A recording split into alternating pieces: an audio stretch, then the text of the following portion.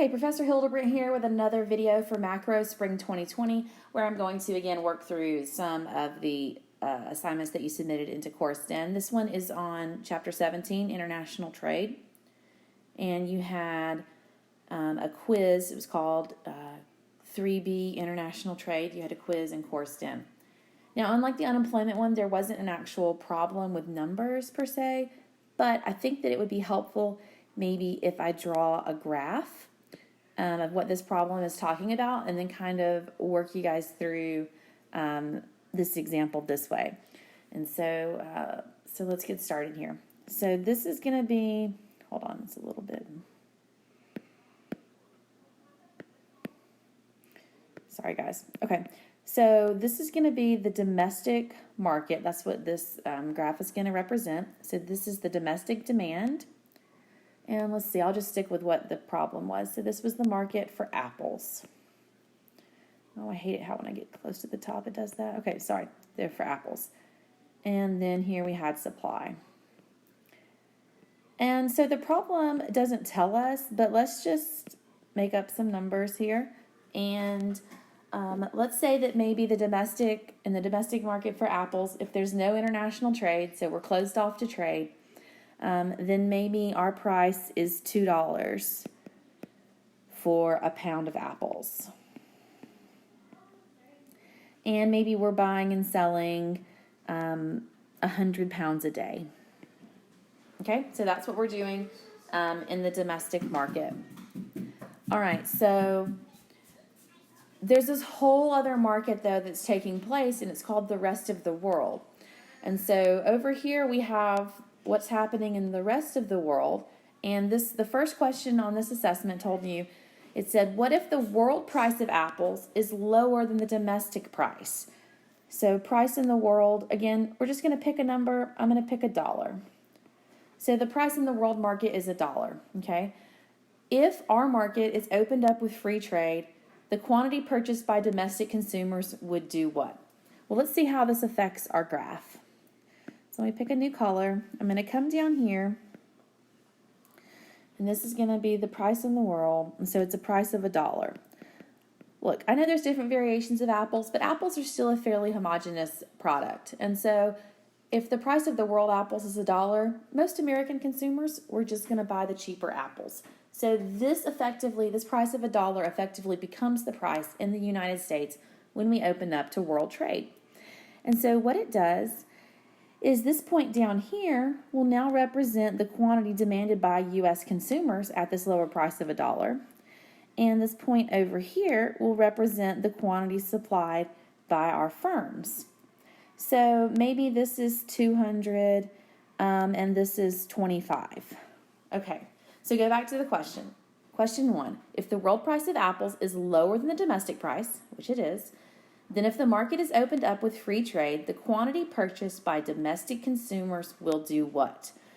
Well, when the price is 2, right, when we were over here and we had a price of 2, we saw that quantity demanded was 100. We were in equilibrium. Well, now at a price of $1, the quantity demanded in our market has increased to 200. It's doubled. Okay, and so the answer to that first question, that's why it was an answer of increase. Question 2, if the world price of apples is lower than domestic price, again, that's what I drew out, then if the market is opened up with free trade, the quantity purchased by domestic consumers is comprised of what? Domestic apples only, domestic apples and the excess is exported, domestic and imported apples, or imported apples only. Okay, so let's take a look here again at our graph. At this price of $1, our consumers want to buy 200 pounds of apples a day. However, the firms are only going to produce 25. So where do we just do without? No, we have 175 pounds of apples that are imported into the United States. And so the answer to question 2 is that our consumption would be comprised of both domestic apples, 25, and imported apples, 175 pounds. Okay, question 3 says, a tariff on imports effectively raises the price of that good in the domestic market by the amount of the tariff. And that is a true statement. And so let me show you here on our graph. And if you hear these weird noises in the background, just know that I'm home with my 3 lovely children. And it's actually my 9-year-old right now making crazy noises. And no, you cannot pop popcorn right now. You have to wait until I finish. Okay, sorry guys, back to this. So let's suppose we introduce here a tariff, or I'm going to say a tax because I'm running out of space. Sorry, y'all. So a tax of 50 cents on every pound of apples. So what does that do to the price in the U.S.? It raises the price. Now we're going to pay the world price plus the tax. And so the price in the U.S. market will now be $1.50. So this is the price with the tax. Okay, $1.50. So what's then happened to quantity demanded and quantity supplied? Well, going with the law of demand, price went up, so quantity demanded has decreased, right? Maybe we'll call this 150. And going with the law of supply, what's happened to the quantity supplied? Well, price has gone up. More American firms are willing to supply those apples. And so we've increased domestic supply maybe to 50 pounds a day, okay? But so yes, this again, question 3 said a tariff on imports effectively raises the price of that good in the domestic market by the amount of the tariff, and that is absolutely what it does. Question 4, everyone in a domestic country, everyone, okay, suppliers, consumers, and the government all benefit from a tariff. Well, that is a false statement, okay? So we've got this tax going on. Who benefits from the tax? U.S. firms, right? Our U.S. apple producers went from producing 25 at a price of $1, so that's $25 in revenue a day, to producing 50 at a price of $1.50. Their revenue has gone up a lot, so U.S. firms benefit. The U.S. government also benefits. Remember, a tariff is a tax, and where does tax revenue go? It goes to the government, okay? How much does the government benefit?